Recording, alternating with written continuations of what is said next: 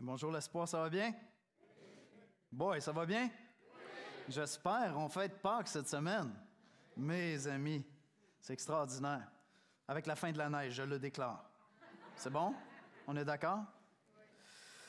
Alors dimanche, ce dimanche, c'est le dimanche des rameaux. Pasteur Michel l'a mentionné tout à l'heure. C'est un moment spécial parce que Jésus fait son entrée en scène, littéralement. Il fait son entrée en scène. Les gens qui sont là ne savent pas trop ce qui se passe, ne comprennent pas trop ce qui est en train de se produire, mais ils font des associations avec des prophéties.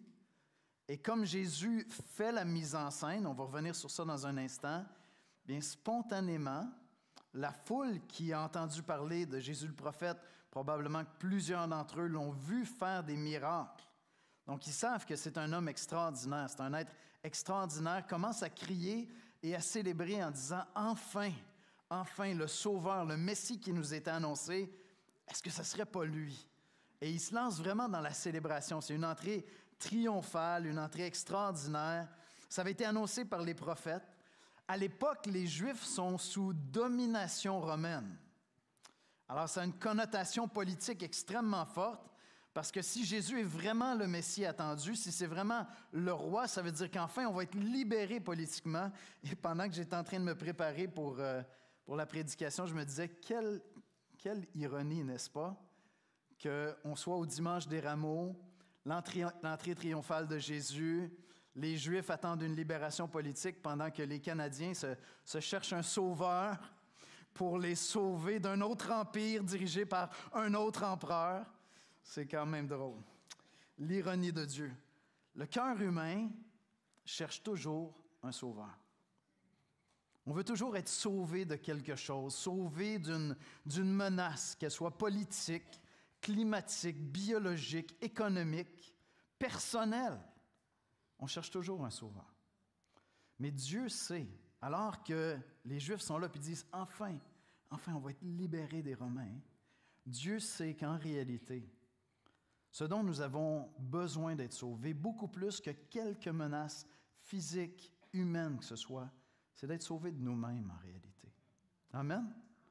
On a beaucoup plus besoin d'être sauvés de nous-mêmes et de reconnaître que Jésus-Christ est sauveur et roi.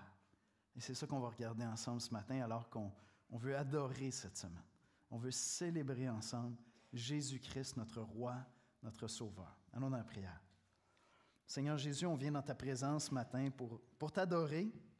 On veut joindre nos voix, comme on vient de le faire à travers le chant, à ces milliers de personnes qui ont crié « Hosanna! Hosanna au Fils de David! » Seigneur, on veut joindre nos voix, nos cœurs, parce que nous avons reconnu que tu es le roi, tu es le sauveur. Et on te prie, Seigneur, de préparer notre esprit à recevoir ta parole ce matin. Que ta parole soit reçue comme un acte d'adoration pour nous, Seigneur. Que cette semaine dans laquelle on entre soit vraiment une semaine d'adoration, de recueillement, de méditation, de proclamation aussi. Seigneur, on veut proclamer avec cette foule « Hosanna au Fils de David ». Oui, le Sauveur de l'humanité est venu. Et Seigneur, on veut l'annoncer cette semaine. Père, prépare nos cœurs à recevoir ta parole. On veut mettre de côté les soucis, les tracas, les inquiétudes et t'amener toutes nos peurs, toutes nos requêtes, Seigneur.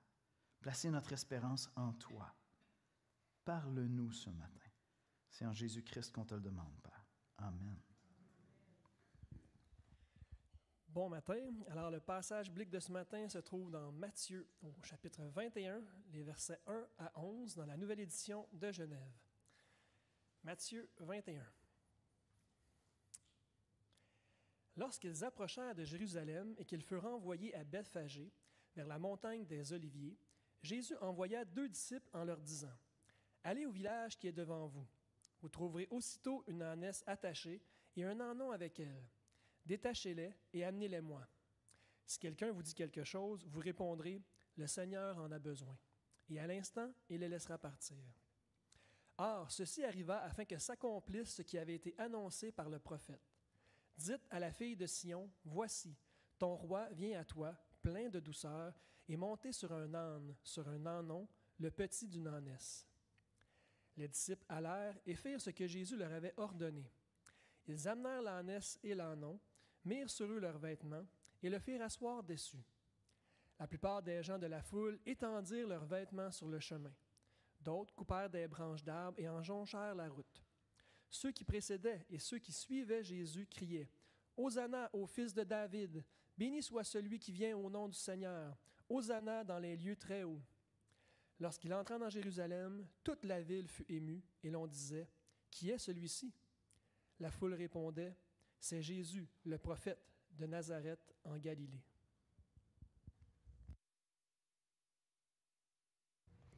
Merci, Danny. Dieu, je ne sais pas si vous avez déjà envisagé Dieu comme un metteur en scène. Dieu est vraiment un metteur en scène hors pair. Il n'y a personne qui sait comment faire des mises en scène comme Dieu. On parlait hier, on était dans le cours de prédication biblique, puis je pensais simplement à un coucher de soleil. Coucher de soleil, à quel moment est-ce qu'il est le plus beau? C'est vers la fin du coucher de soleil. Dieu fait des mises en scène, il crée une atmosphère, et là, plus le soleil descend, souvent, plus il est chaud, plus les couleurs sont chaudes. Ça devient extraordinaire. Hier, je me retournais à la maison, puis dans mon rétroviseur, j'avais le coucher de soleil qui était jaune, qui portait sur l'orange. Puis, écoutez, il fallait que je me concentre pour regarder en avant. Je voulais juste comme essayer d'attraper le soleil. Dieu est un metteur en scène extraordinaire. On le voit à travers toute la création. La création n'avait pas besoin d'être belle pour être fonctionnelle. Mais Dieu est parfait. Dieu est parfait dans son amour, dans sa beauté, dans sa création. Et donc, Dieu fait tout à perfection. Dieu est le metteur en scène parfait. Et ce matin, on parle de royauté, parce que Jésus va révéler à la foule qu'il est le roi des Juifs. En fait, tout ce qui va se passer lorsque Jésus va être crucifié, et ça va être écrit « Voici le roi des Juifs », mais c'est Jésus qui l'a provoqué. Jésus s'est assuré que toute la ville sache que le roi des Juifs entre dans la ville. Il est allé chercher les prophéties. Il les a mises en scène. C'est littéralement ça qui se passe. Et lorsqu'on pense à royauté, bien, on pense à autorité, mais on pense aussi à décorum. Lorsqu'on parle de majesté, on parle de majestueux. Ça va ensemble. Avec l'autorité d'un roi vient le décorum autour du roi. Et c'est littéralement ce que Jésus est en train de faire ici. La foule s'attend à un autre roi, on va voir ça ensemble, mais il est vraiment le roi. Jésus accomplit vraiment les prophéties. Jésus est digne de tous les hosannas qui ont été criés ce jour-là. Même si les gens n'étaient pas conscients de ce qu'il faisait, même si quelques jours plus tard, peut-être cette même foule-là va crier « Crucifie-le! Crucifie-le! » Jésus est tout de même digne. Amen? Il est digne de tous les hosannas qui sont déclarés cette journée-là. Il est digne de tous les hosannas que les chrétiens chantent depuis 2000 ans et que nous chanterons dans l'éternité. Amen? Il est digne de tous ces hosannas parce qu'il est vraiment, vraiment le Sauveur et le Roi. Ce matin, voici comment je résume l'exposé biblique. Jésus est le Messie accompli. Il est complet, il est entier, il est digne de notre adoration. Et même dans nos malentendus, parce qu'il y a un énorme malentendu cette journée-là, Dieu accomplit toujours ses desseins pour notre salut. Il est souverain.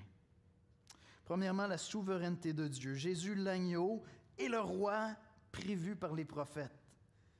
Jésus et sa souveraineté. Regardez les versets 1 à 5.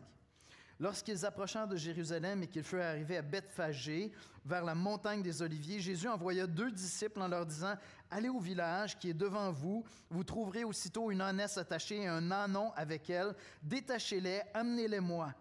Si quelqu'un vous dit quelque chose, vous répondrez « Le Seigneur en a besoin » et à l'instant, il les laissera aller.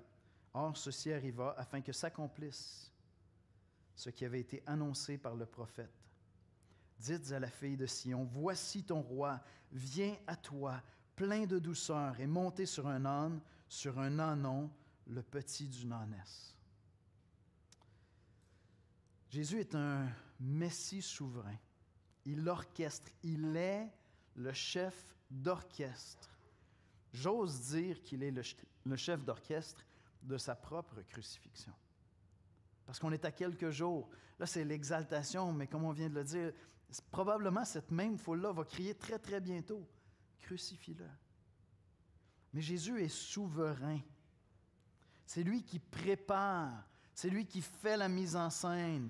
Il est le directeur, il est littéralement le metteur en scène.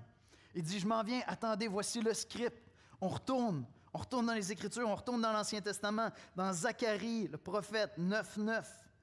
On lit ceci, « Sois transporté d'allégresse, fille de Sion, Jérusalem.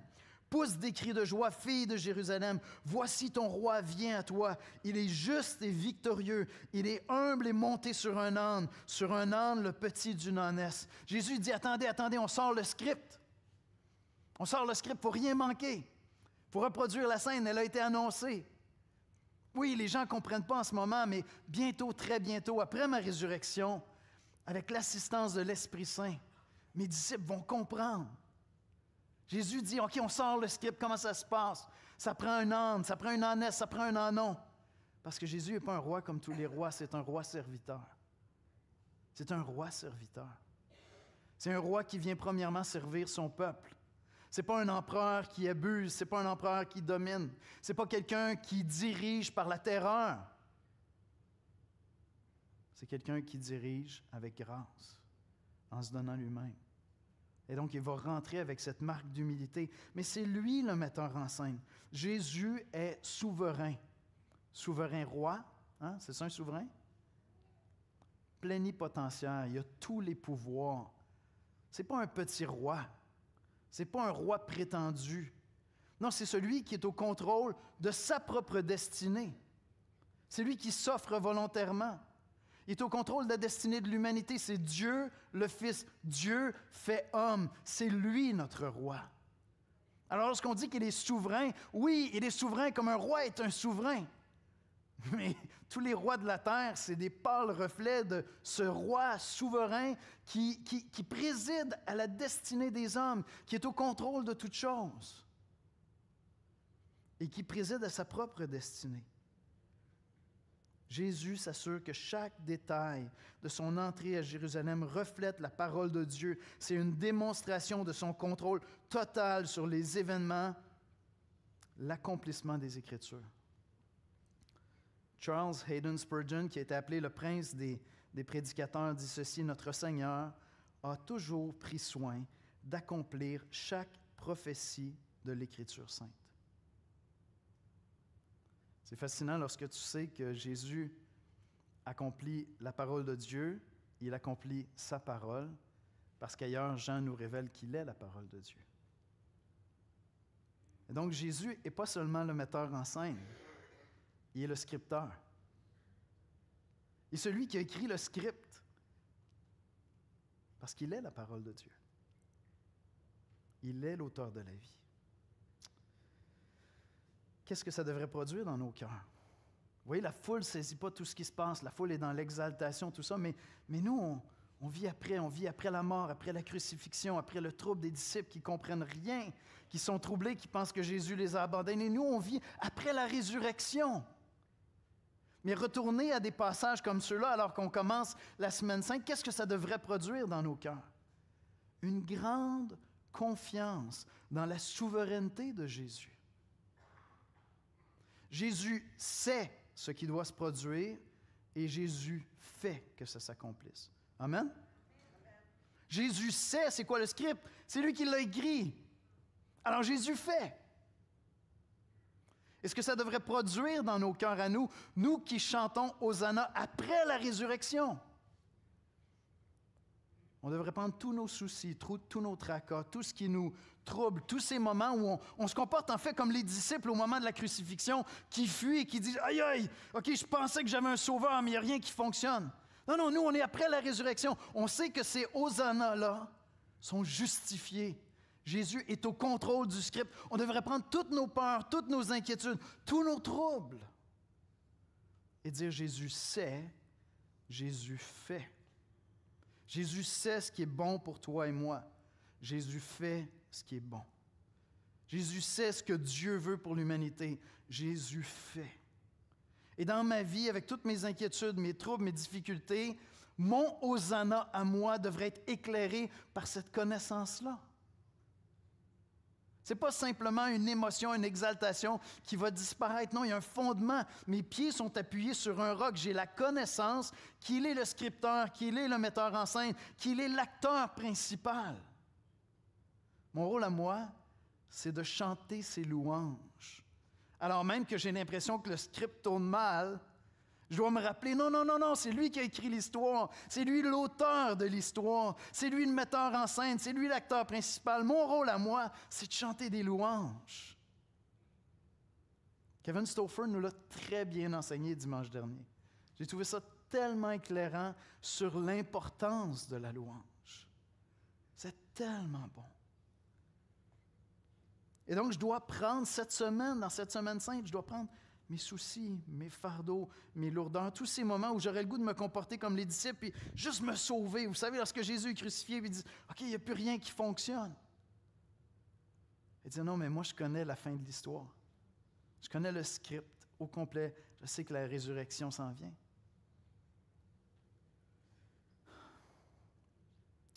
Les gens qui sont là à ce moment-là comprennent mal le salut que Jésus vient accomplir, c'est clair. La plupart des gens de la foule, on lit au verset 8 et 9, étendirent leurs vêtements sur le chemin, d'autres coupèrent des branches d'arbres, en jonchèrent la route. Ceux qui précédaient et ceux qui suivaient Jésus criaient « Hosanna au fils de David, béni soit celui qui vient au nom du Seigneur, Hosanna dans les lieux très hauts. » Ces foules-là attendaient un libérateur politique. Ils sont remplis d'espoir. En fait, le passage se termine, Matthieu nous dit que la ville fut émue. Ça veut dire que la rumeur a couru partout dans la ville. Vous imaginez cette semaine-là? C'est comme une veille de soirée électorale. C'est vrai!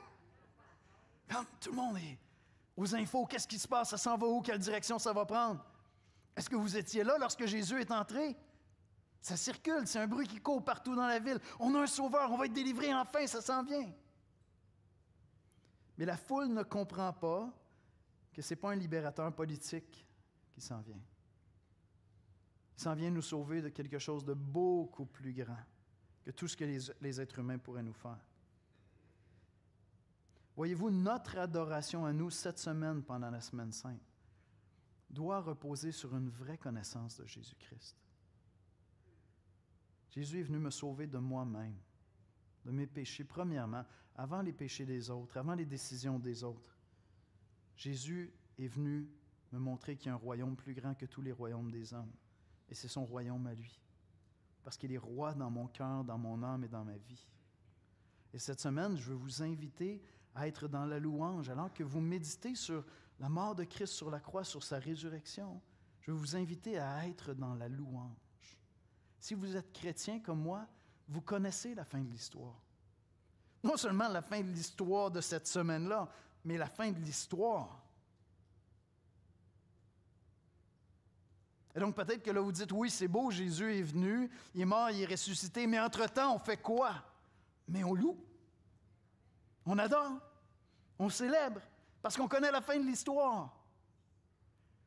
Et je n'ai pas à me méprendre en attendant une libération essentielle de mes soucis. Maintenant, c'est correct de le demander à Dieu. Mais la vraie libération, c'est quand Christ revient. Là où il n'y aura plus de larmes, plus de pleurs, que des hosannas. Que des hosannas. Deuxièmement, Jésus, le Messie véritable, la royauté du Fils de David. Ceux qui précédaient et ceux qui suivaient Jésus criaient « Hosanna au Fils de David », parce qu'il avait été annoncé qu'un descendant du roi David, un roi plus grand que David, viendrait et régnerait et conduirait Israël. Et Jésus est vraiment ce roi. Ces acclamations qui sont faites là sont fondées. Sont fondées parce que Dieu accomplit ses desseins, même quand nous, on se méprend. Sont fondées parce que Jésus est vraiment le roi, même s'ils attendent une autre sorte de roi. Jésus est l'accomplissement de ces promesses messianiques de l'Ancien Testament. Ils reconnaissent en lui le descendant de David, ils veulent le célébrer. Et pourtant, c'est lui le roi. Vous C'est intéressant, dans le passage, on voit Jésus qui se présente comme le roi. Il y a des figures dans l'Ancien Testament qui sont très fortes. Figure très forte, la royauté. La prophétie, le prophète, le prêtre. Et dans le passage ici, j'ai Jésus qui se présente comme le roi et qui est reconnu comme le prophète. Et très bientôt, quelques jours plus tard, on va voir le prêtre apparaître, qui ne va pas offrir un agneau, qui va s'offrir comme agneau. Gardez ça à l'esprit cette semaine. Jésus est roi, prophète et prêtre. Parce que toutes ces figures-là représentent un seul véritable roi. Et donc, cette foule qui, à ce moment-là, spontanément commence à l'adorer, commence à le célébrer, commence à reconnaître en lui un roi, en fait, va le rejeter. Mais nous savons qu'il est le vrai roi. Nous savons qu'il est le vrai roi. Et c'est ça qu'on est appelé à reconnaître. Cette semaine, ce que je veux faire, c'est reconnaître non seulement qu'il est souverain, mais qu'il est roi. Je veux plier le genou devant Christ. Là, certains d'entre vous vous dites, ça allait jusqu'ici, là, Yannick, qui est souverain, je veux bien croire. Je serai attentif cette semaine sur sa souveraineté dans ma vie. Je vais voir sa main dans différentes choses. Mais roi sur moi? Non. Et en fait, beaucoup de gens comprennent l'Évangile, mais refusent l'Évangile parce que l'orgueil de vouloir gouverner leur propre vie les empêche de plier le genou. Parce qu'ils pensent qu'ils sont de meilleurs gouverneurs pour leur propre vie que Jésus-Christ. Sincèrement, est-ce que tu penses que ta sagesse, ton intelligence, ton discernement est même un peu comparable à celui de Christ? Si tu crois cela, c'est que tu n'as jamais lu les Évangiles. Va lire les Évangiles. Va lire Matthieu. Regarde comment Jésus parle, regarde ce qu'il fait. Et viens me dire après, moi, je suis plus sage que Jésus-Christ. Non, mais sincèrement, viens me le dire. Dimanche, viens me voir, viens me dire, j'ai lu, il est correct, tu sais, mais j'ai trouvé mieux. Moi. Mais certains d'entre vous, c'est là que vous êtes. Je ne dis pas ça avec mépris, hein? Jusqu'à ma conversion, c'est ça que je pensais, là. À 19 ans, j'ai dit, c'est correct, moi je ne dirige plus ma vie, je fléchis le genou, c'est toi qui es le roi. Mais jusqu'à ce moment-là, c'était moi le gouverneur de ma vie. Et certains d'entre vous refusez de venir plier le genou devant Christ parce qu'au fond de vous-même, vous êtes convaincus que votre sagesse est supérieure à celle de Christ. Vous savez ce qui conduit au bonheur. Quand Jésus nous demande quelque chose, quand Jésus nous commande quelque chose, quand Jésus nous enseigne quelque chose, il y a infiniment plus de sagesse et de bonheur à le suivre et à plier le genou devant lui qu'à suivre notre propre jugement. Et c'est possible que ce soit là ton combat. Et tant aussi longtemps que tu vas continuer à t'entêter à dire « Non, c'est moi qui est gouverneur de ma vie ». Jésus, c'est à la carte. Jésus, c'est un feel-good Jesus. On va aller à l'église, c'est Pâques, ça fait du bien, on chante des louanges, de la musique. C'est le fun, tu sais, les petits repas en famille, tout ça, c'est feel-good Jesus.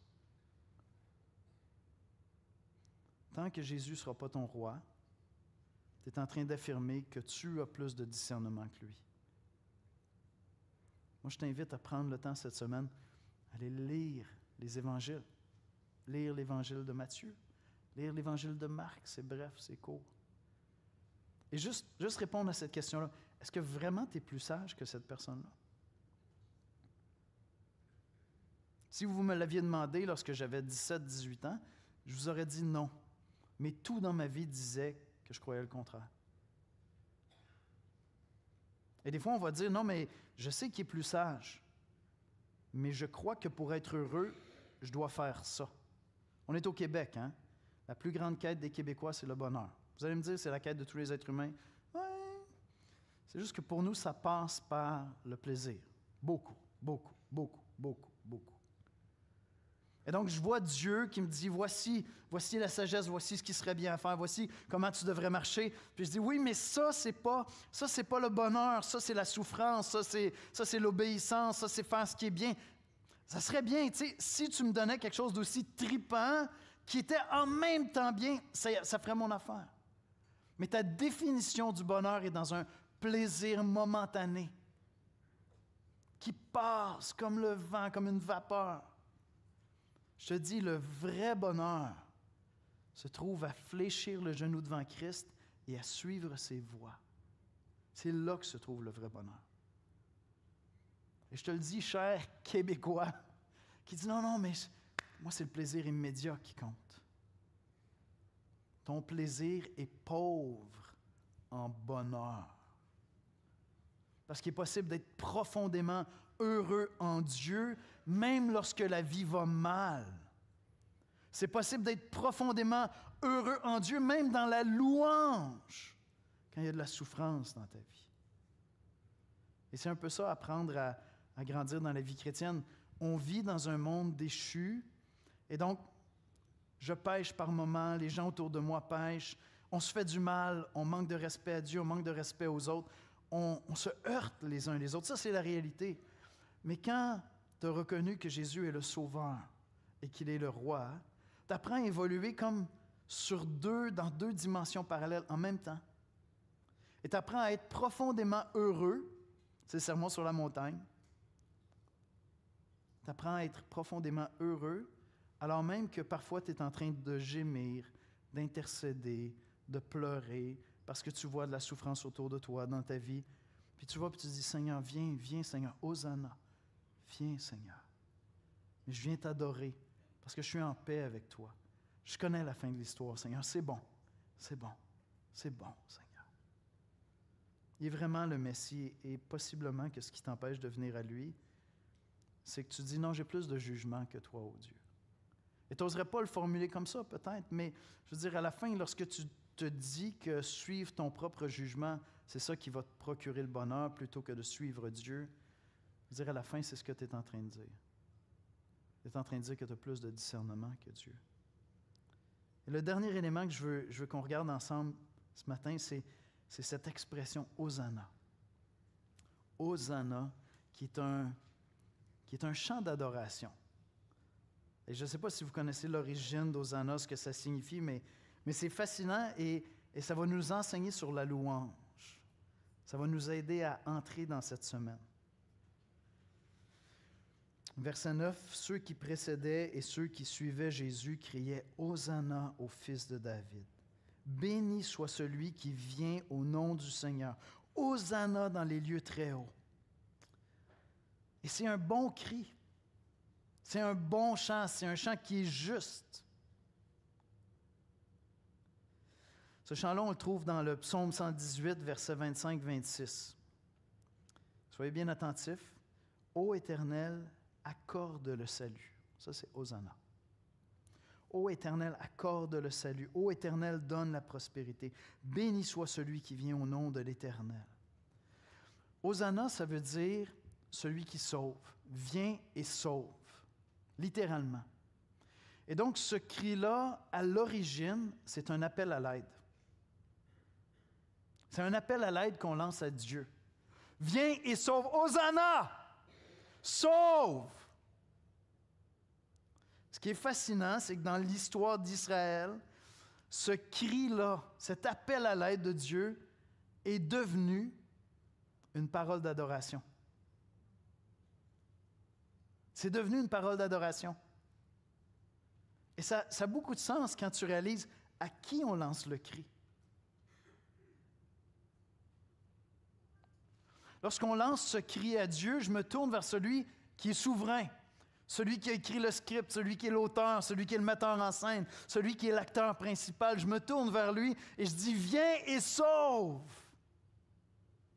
Et lorsque je prends du temps pour me tourner vers Dieu, pour dire « Viens, c'est un appel à l'aide, Seigneur, viens et sauve, Hosanna ».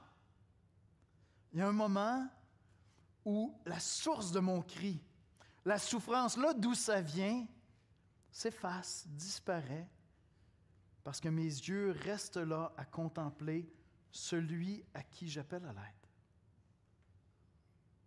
Mes yeux sont tournés vers Dieu, pas vers les hommes, les êtres humains qui vont décevoir, pas vers moi-même, mes capacités limitées. Non, mon cri d'appel à l'aide, Hosanna, se tourne vers Dieu et dit, Dieu, toi, viens vers moi. Et lorsque je passe assez de temps à crier à Dieu pour avoir son secours, cet appel à l'aide se transforme en adoration. Parce que la source de ma souffrance qui m'a amené à me tourner vers Dieu disparaît, s'atténue dans mon cœur. Je suis en train de contempler celui de qui j'attends le secours. Il est Dieu. Est-ce que vous comprenez? C'est fantastique. C'est fantastique. C'est pour ça qu'on se tourne vers Dieu pour être secouru. Parce qu'à force de se tourner vers lui pour avoir le secours, ma souffrance elle-même s'atténue. Et je passe de l'appel à l'aide à l'adoration. Vous me suivez? Je passe de l'appel à l'aide, du cri de douleur légitime, à l'adoration. Vois-tu, celui qui se tourne vers Dieu, qui va avec toute sa souffrance à Dieu, qui va dans des lamentations, comme on le voit régulièrement dans les psaumes, et comme régulièrement dans les psaumes, termine ce temps de lamentation dans la louange, il n'est pas fou. C'est pas qu'il est insensé, c'est pas qu'il a perdu la bulle. Non, c'est qu'il contemple la source de toute délivrance. Celui qui est souverain, celui qui est l'auteur de la vie, celui qui est l'auteur de l'univers, le metteur en scène par excellence, celui qui a écrit le script, celui qui fait la mise en scène, celui qui est l'acteur principal. Et à un certain moment donné, cette souffrance-là que tu vis se transforme en adoration. C'est vraiment fascinant comme passage. Et malheureusement, pour ces gens-là, à ce moment-là, ils ne réalisent pas qu'ils attendent un sauveur politique. Ils vont être très déçus, mais la résurrection va suivre. C'est toujours Spurgeon qui dit « Les hosannas peuvent être très bruyants, mais ils ne durent pas longtemps. Béni soit celui qui vient au nom du Seigneur » sonne très doux, mais combien plus véhément sera bientôt le cri qu'il soit crucifié. Crucifie-le, crucifie-le, crucifie-le. Jésus est digne non seulement de nos acclamations, mais de notre adoration parce qu'il fait toute la mise en scène. En entrant ainsi dans la ville de Jérusalem, Jésus s'est assuré que les Romains se disent « il y a un trouble politique qui se prépare ». Parce que vous savez, lorsque Pilate va l'examiner, il va dire « mais qu'est-ce que je dois faire avec cet homme-là? C'est un juste. Je ne peux pas le crucifier. » Jésus s'est assuré que le trouble politique s'installe dans la ville. Les Romains n'auront pas le choix d'obtempérer et de le livrer pour qu'il soit crucifié. Pensez à ça. Jésus s'est assuré que la mise en scène soit entièrement accomplie. Les Romains n'auront pas le choix. Ils vont obtempérer, même si Pilate regarde à Jésus et dit « Mais c'est un juste, pourquoi est-ce que je le crucifierais? » Il y a tellement de tension dans la ville. La ville est émue. Il y a un trouble dans la ville. Il y a du murmure qui est là.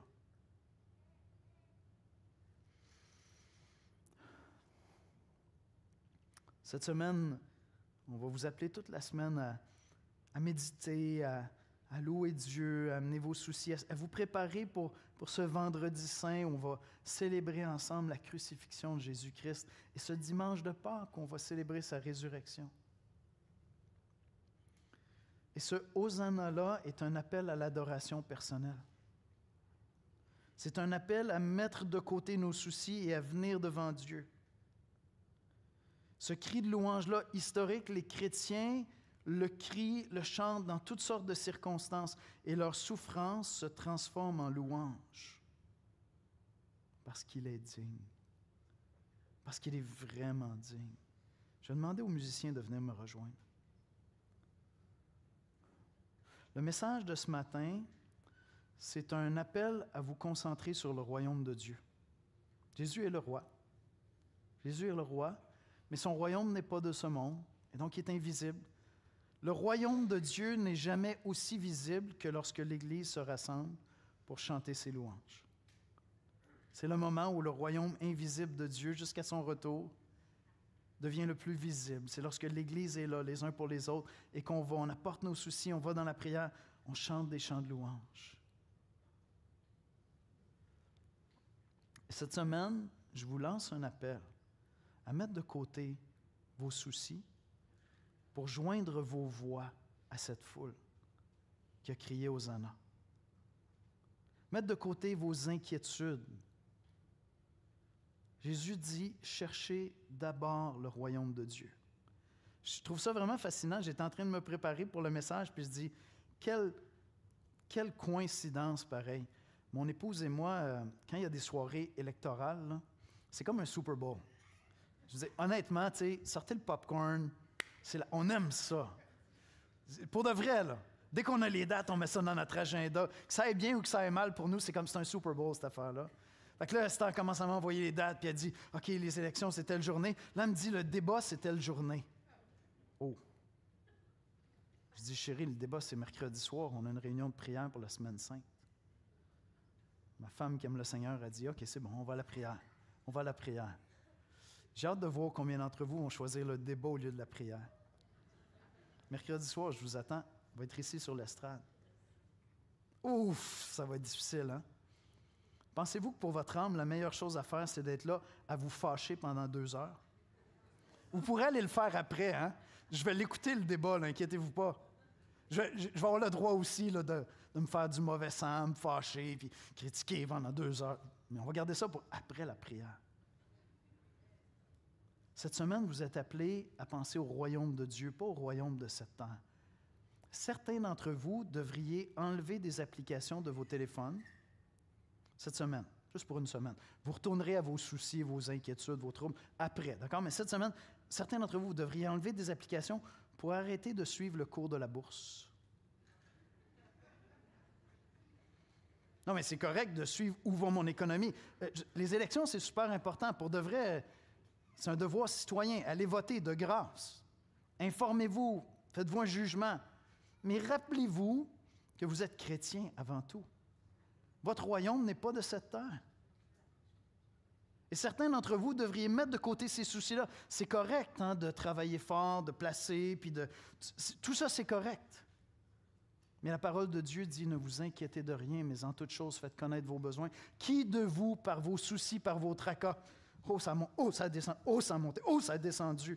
Pensez-vous que vous influencez le cours de la bourse? Faites ça une fois par semaine, d'accord? Juste avant votre culte personnel. Puis là, vous partirez avec « Hosanna! » jusqu'à temps que ça se transforme en louange. Amen! Parce qu'il est digne. Il est digne de nos louanges. J'espère qu'on va vivre ça en Église cette semaine. Et si tu es là et tu te dis « Mais ils sont malades, ces gens-là. » Va lire les évangiles avant de me dire que tu as plus de sagesse que Jésus. On s'en reparle cette semaine. On va prier. Seigneur Jésus, nous t'aimons, nous t'adorons. Quel privilège de pouvoir vivre cette semaine de Pâques ensemble. C'est une grâce, Seigneur. C'est une bénédiction que tu nous accordes. Oui, Seigneur, de prendre un grand respire et de laisser les soucis de cette vie, les élections, les tracas, toutes ces choses-là, mettre une pause sur tout ça pour se concentrer sur toi, Jésus. Quelle grâce, vraiment, tu es un metteur en scène extraordinaire. Tu prends soin de nous en plaçant la Pâque en plein là. C'est parfait, Seigneur. C'est parfait. Tu étais souverain au moment de ta crucifixion, de ton entrée dans Jérusalem. Tu es souverain encore aujourd'hui sur l'histoire du Canada et de nos petites vies. Et Seigneur, je te prie de transformer nos hosannas, nos appels à l'aide, Seigneur, en adoration. Seigneur, que nous venions assez longtemps devant toi dans la louange et dans la prière pour que toute cette douleur, toutes ces inquiétudes, tous ces tracas, Seigneur, s'effacent pour un moment dans la contemplation de ta gloire et de ta majesté. Car tu es majestueux, Jésus, Fils de David. Sois béni, Seigneur. Nous t'adorons, oh Dieu. C'est en Jésus-Christ que nous te prions. Amen.